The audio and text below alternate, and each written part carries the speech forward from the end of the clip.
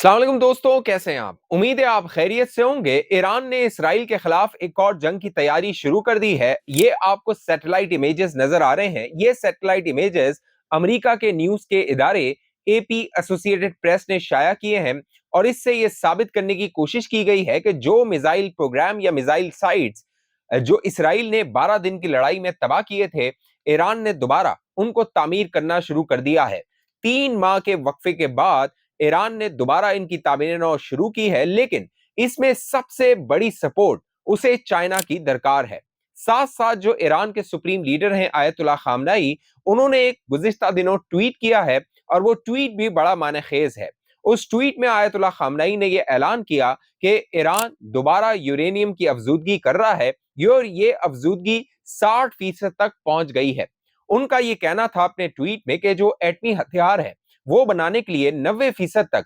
Uranium को enrich किया जाता है, लेकिन ईरान ने उसे 60% तक महदूद किया हुआ है। साथ साथ आयतुल्लाह खामनाई ने अपने ट्वीट में कहा है कि ईरान एटमी हथियार बनाने का इरादा नहीं रखता है, लेकिन साथ साथ अमेरिकी मीडिया जो रिपोर्ट कर रहा है सैटेलाइट तस्वीरों के जरिए, वो ये साबित करने की कोशिश कर रहा है कि जो मिसाइल प्रोग्राम 12 दिन की लड़ाई में तबाह किया गया था इसराइल की जानिब से, अब ईरान दोबारा अपने पैरों पर खड़ा हो रहा है। लेकिन इसमें सबसे बड़ी मदद जो उसे दरकार है वो चीन की है, क्योंकि इस मिसाइल टेक्नोलॉजी को आगे बढ़ाने के लिए या फिर उसी दोबारा पोजीशन पर जाने के लिए लार्ज मिक्सर्स दरकार होंगे मिसाइल बनाने के लिए ईरान को। और वो जो लार्ज मिक्सर है वो सिर्फ और सिर्फ चीन ईरान को दे सकता है। ये जो सैटेलाइट इमेजेस जारी की गई हैं, उससे ये साबित करने की कोशिश की गई है कि अगर अगली लड़ाई ईरान और इसराइल की होती है तो ईरान ने जिस तरह माजी में 12 दिन की लड़ाई में अपने मिसाइल्स को इस्तेमाल करते हुए इसराइल को पसपा किया था, एक मर्तबा फिर ईरान जो है इन मिसाइल्स का इस्तेमाल कर सकता है। ईरान के अंदर ये सोच पाई जाती है कि वो मगरबी ताकतें या वो दुनिया की ताकतें जो ईरान के साथ न्यूक्लियर डायलॉग कर रही हैं, वो मिसाइल टेक्नोलॉजी पर भी उनके साथ डायलॉग करने चाहती हैं। और उसका मकसद ये है कि जो ईरान की मिसाइल की टेक्नोलॉजी है उसको सैंक्शन किया जाए, उस पर पाबंदी लगाई जाए, उसको लिमिट किया जाए, ताकि जो लड़ने की ताकत है ईरान की, मुकाबला करने की ताकत है इसराइल के खिलाफ, उसको कट टू साइज कर दिया जाए। लेकिन ईरान इसके लिए तैयार नहीं है। खबरें ये भी आ रही हैं कि इस माह के आखिर तक जो यूनाइटेड नेशन की पाबंदियां हैं वो ईरान पर लग सकती हैं। लिहाजा ईरान की कोशिश है कि जो चीन से उसे लार्ज मिक्सर दरकार हैं बाकायदा फ्यूल को इनरिच करने के लिए, या फिर जो सॉलिड फ्यूल इस्तेमाल होता है इन मिसाइल टेक्नोलॉजी में, उसके लिए ये लार्ज मिक्सर वो चीन से बरामद कर ले, चीन से खरीद ले। इस हवाले से बाकायदा जो ईरान के सदर हैं मसूद पेशेकियान, उन्होंने इस माह रवा माह दौरा किया था चीन का। वहां पर जो मिलिट्री परेड हुई थी उसमें वो शामिल हुए थे। लेकिन इन मुलाकातों के बाद या फिर ईरानी सदर के चीन के दौरे के बाद कोई रीड आउट या कोई प्रेस स्टेटमेंट जारी नहीं किया गया था। यह नहीं बताया गया था प्रेस को कि जो मुलाकात हुई थी मसूद पेशेकियान की ईरान में शी जिनपिंग जो कि चाइना के सदर हैं उनके साथ, उनमें किन मामलात पर बात हुई, या फिर ईरान को जो मदद दरकार है लार्ज मिक्सर्स की अपने इन मिसाइल प्रोग्राम को आगे बढ़ाने के लिए, मिसाइल बनाने के लिए, उसके लिए चीन मदद को तैयार है या नहीं। इससे कबल अप्रैल के महीने में जो ईरान के अंदर साइट है जहां पर इस सॉलिड जो फ्यूल है उसको बनाया जाता है, उसको स्टोर किया जाता है, वहां पर एक धमाका हुआ था और 60 के करीब लोग मारे गए थे। और खदशा जाहिर किया जा रहा था कि जो केमिकल जो इस सॉलिड फ्यूल में इस्तेमाल इस्तेमाल होता है बनाने के लिए और वो फिर मिसाइल में लिए इस्तेमाल होता है, मिसाइल के लिए इस्तेमाल होता है, उस साइट पर धमाका हुआ था। ईरान ने सरकारी तौर पे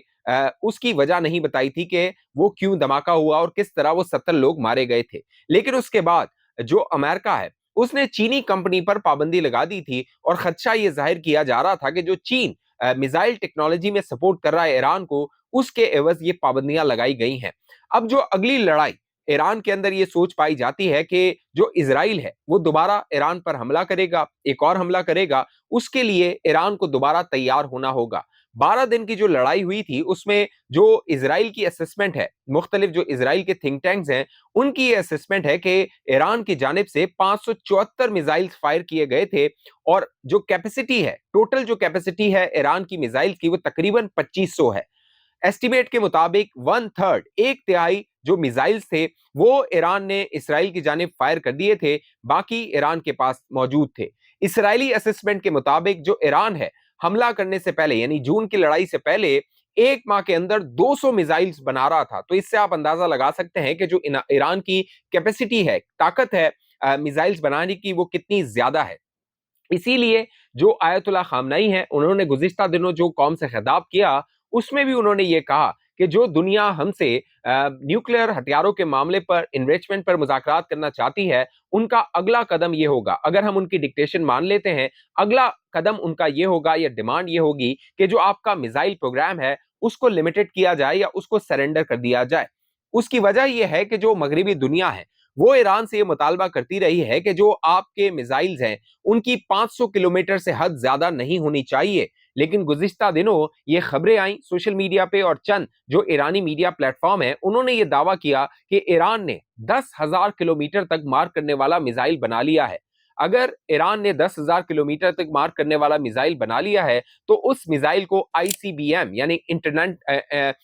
जो है वो कॉन्टिनेंटल मिसाइल कहा जाएगा, यानी एक बड़े आजम से वो दूसरे बड़े आजम पर फायर कर सकता है, और जो इजराइल और अमेरिका है वो ईरान के निशाने पर आ सकते हैं। ईरान के जो डिफेंस मिनिस्टर हैं जनरल नसीर अजीज नसीरजादा, उन्होंने दावा किया है, उन्होंने बाकायदा ये दावा किया है कि ईरान अब जदीद वॉरहेड बनाने वाले मिसाइल बना चुका है, यानी ऐसे जदीद मिसाइल बना चुका है जो जदीद वॉरहेड्स हैं उनको कैरी कर सकते हैं। और खबरें ये आ रही हैं कि जो ईरान है वो अपनी मिलिट्री ताकत में हर गुजरते दिन के साथ इजाफा कर रहा है, इसीलिए अब जो सैंक्शंस उस पर लगाई जा रही हैं, उसके लिए भी ईरान प्रिपेयर नजर आ रहा है। अगर आप माजी में जाइए और जून की 12 दिन की लड़ाई को देखिए, तो उस वक्त के बाद खबरें ये आई थी कि जो ईरान था, उसको ये पता था कि उसकी जो 3 साइट्स हैं, फोर्डो, नेथन्स और एक और साइट है, उसको निशाना बनाया जा सकता है। लिहाजा वहां से जो यूरेनियम था, उसको शिफ्ट कर दिया गया था किसी और मकाम पर। लिहाजा ईरान जो है वो प्रिपेयर है एक और हमले के लिए, और बज़ाहिर ये नजर आ रहा है जो खित्ते के मिडल ईस्ट के हालात हैं कि इसराइल दोबारा कोई एडवेंचर कर सकता है, और वो मिस एडवेंचर साबित हो सकता है। साथ साथ खबरें ये भी आ रही हैं कि जो सऊदी अरब के क्राउन प्रिंस है, जिन्होंने पाकिस्तान के साथ गुज़िश्ता दिनों एक पैक्ट किया, और उस पैक्ट को न्यूक्लियर पैक्ट कहा जा रहा था। अब अगर पाकिस्तान का जो न्यूक्लियर हथियार है